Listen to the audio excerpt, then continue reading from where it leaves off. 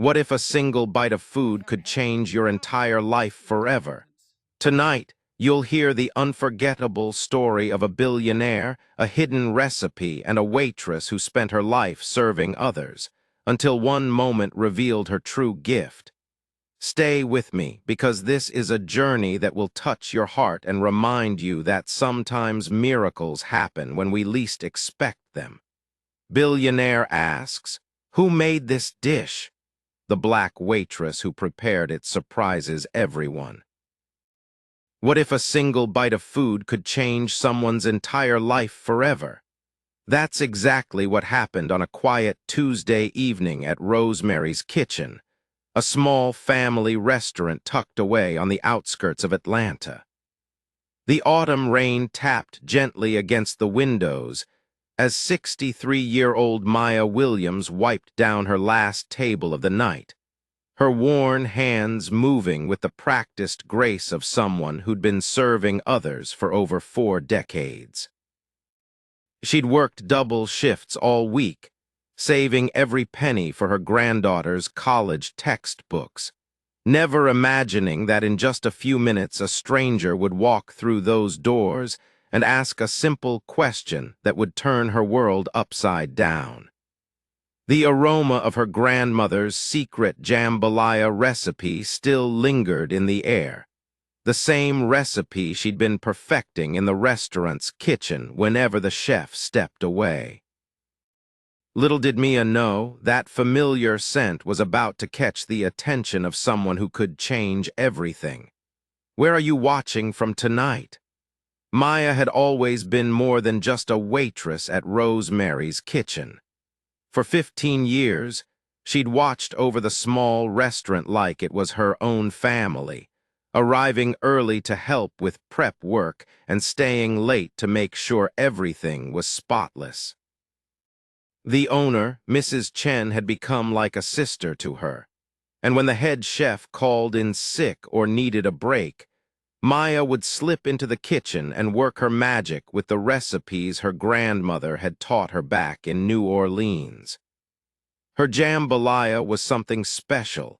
Even the regular customers would ask if Maya was cooking that night because somehow her version tasted different from everyone else's.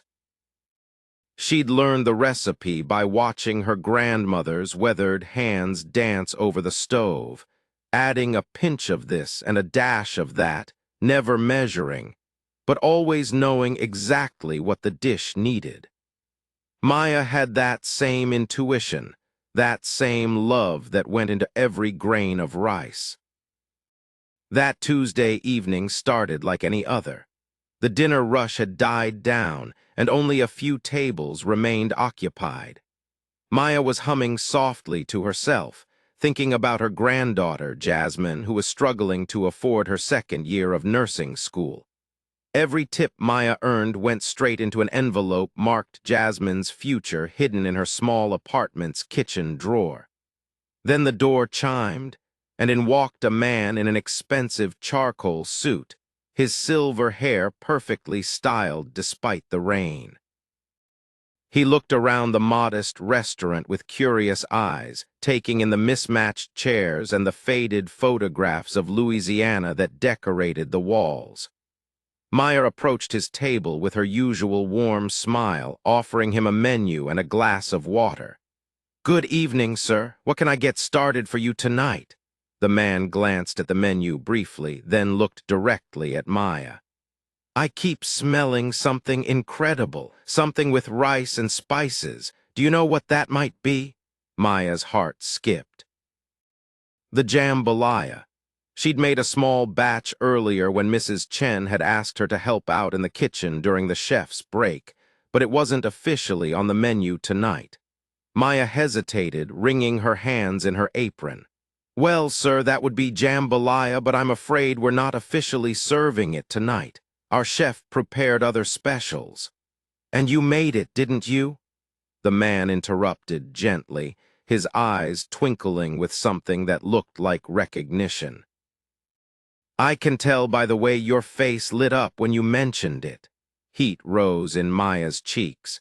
She'd always been told to stay in her lane, to take orders and clear tables, not to mention her cooking. "I did make a small batch earlier, but I'm just a waitress, sir. I was helping out when we got busy." The man leaned forward, his expression earnest. "Would it be possible for me to try some? I've been searching for authentic jambalaya for months. My late wife used to make something that smelled just like what's coming from your kitchen." Something in his voice, a gentle sadness mixed with hope, touched Maya's heart. She excused herself and hurried to the kitchen, ladling a generous portion of her jambalaya into a bowl. Her hands trembled slightly as she arranged it carefully on the plate, adding a small piece of cornbread she'd baked fresh that morning.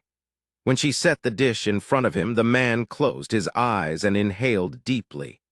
"This smells exactly like home," he whispered. Maya watched nervously as he took his first bite. The restaurant seemed to hold its breath. The man's eyes opened wide, and for a moment Maya thought she saw tears gathering at the corners. He took another bite, then another, each one more deliberate than the last. "This is extraordinary," he said quietly, setting down his fork and looking up at Maya with an expression she couldn't quite read. "In all my years, in all the finest restaurants I've visited around the world, I've never tasted jambalaya this perfect." Maya felt her chest swell with pride, but also confusion. "Thank you, sir. That's very kind. If this moment touched your heart, please give the video a thumbs up." The man reached into his jacket pocket and pulled out a business card, but Maya was too flustered to notice what it said. "What's your name?" the man asked softly, still holding the business card. "Maya Williams, sir. Maya, I'm David Harrison. I own a chain of restaurants, and I've been looking for someone with your talent for a very long time." He paused, studying her face. "Would you be interested in running your own kitchen?" Maya's world tilted. She gripped the edge of the table, her mind racing. I don't understand, sir. I'm just a waitress. I don't have any formal training or certificates." "Sometimes the best chefs are the ones who learn from love, not from textbooks," David said gently. "My wife taught me that. She was a lot like you, actually. She never went to culinary school, but she could make magic happen in a kitchen because she cooked with her heart." Maya's eyes welled up. "Sir, I appreciate your kindness, but I couldn't possibly. I mean, I have responsibilities here. Mrs. Chen depends on me, and I need this job for my granddaughter's school." David's expression grew thoughtful. "Tell me about your granddaughter." Despite herself, Maya found the words pouring out. She told him about Jasmine, about the nursing program, about the struggles to pay for textbooks and living expenses. She told him about working double shifts and saving every penny, about the dreams she had for Jasmine's future. "You know," David said quietly, "I lost my wife 2 years ago. She always said the most important ingredient in any dish is the love you put into it. When I tasted your jambalaya, I could taste that love. I could taste the care you put into every grain of rice, every spice. That's not something you can teach."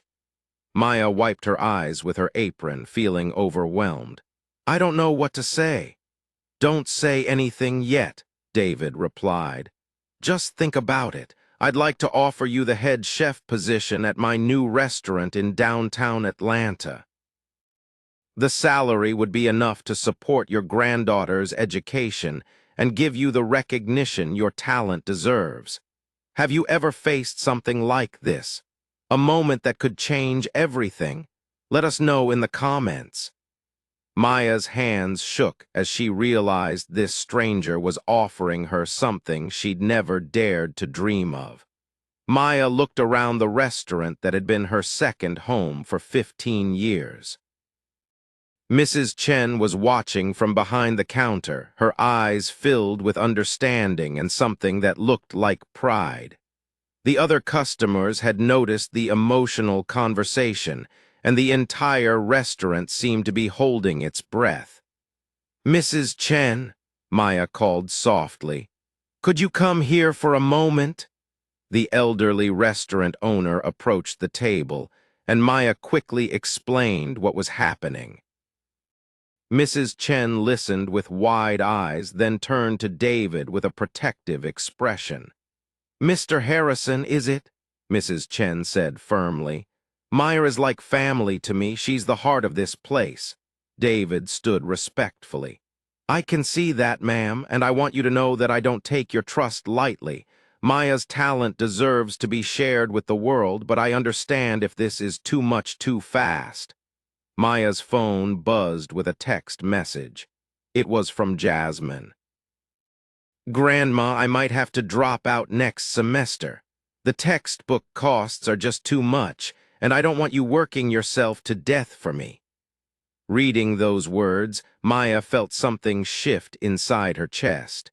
She thought about her grandmother, who had taught her that cooking was about more than just food. It was about nourishing souls, about bringing joy to people's lives.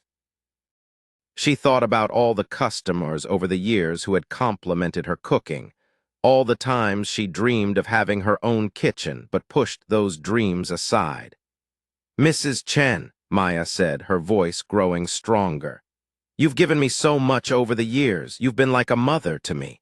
But maybe it's time for me to use the gifts God gave me." Mrs. Chen's eyes softened, and she reached over to squeeze Maya's hand. "Oh, my dear girl, I've been waiting 15 years for you to realize how special you are. Of course, you should take this chance." David smiled warmly. "There's something else, Maya. My new restaurant is going to feature authentic regional American cuisine. I want to honor the recipes and traditions that make this country's food culture so rich. Your jambalaya would be the cornerstone of our Louisiana menu. If you've been enjoying this story, subscribe to our channel for more heartwarming tales." Maya felt tears of joy streaming down her face as she realized that her grandmother's legacy was about to live on in ways she'd never imagined.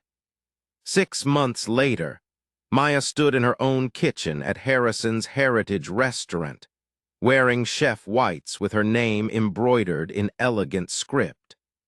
The restaurant had become the talk of Atlanta, with food critics and customers alike raving about the authentic, soulful dishes that came from Maya's heart and hands.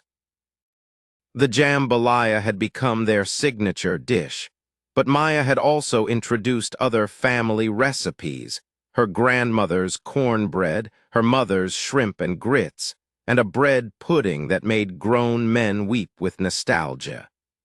Each dish told a story, carried love from one generation to the next. Jasmine had not only been able to complete nursing school, but had graduated with honors. She often stopped by the restaurant after her shifts at the hospital, still amazed at how dramatically their lives had changed from that one simple question: who made this dish? David had become more than just an employer, he'd become family. He often said that Maya had saved his restaurant, but Maya knew the truth. They had saved each other. His grief had found purpose in celebrating her gift, and her hidden talent had finally found its place in the world. Mrs. Chen visited every week, always ordering the jambalaya and beaming with pride as she watched Maya command her kitchen with grace and confidence. "I always knew," she would tell anyone who would listen. "I always knew Maya was special." On quiet evenings, when the last customer had left and the kitchen was clean, Maya would stand at her station and whisper a prayer of gratitude to her grandmother. She could almost feel those weathered hands guiding hers as she prepared for the next day, ready to share love through food with anyone who walked through the doors. The envelope marked Jasmine's future still sat in Maya's apartment. but now it was labeled Jasmine's Dreams and was filled with savings for her granddaughter's graduate school. Because sometimes when we have the courage to share our gifts with the world responds with more abundance than we ever dared imagine. If you enjoyed the story, please remember to like, leave a comment with your thoughts, and subscribe for more heartwarming tales that celebrate the extraordinary in the ordinary. Thank you for joining Maya's journey from waitress to chef. And remember, your talents, no matter how hidden, are waiting for their moment to shine. And so, from a small kitchen in Atlanta to the spotlight of a celebrated restaurant, Maya's journey proves one thing. Our hidden talents are never wasted. They're just waiting for the right moment to shine. If this story moved you, please take a second to like, share, and subscribe. Join us for more heartwarming stories that celebrate hope, resilience, and the extraordinary power hidden in ordinary lives.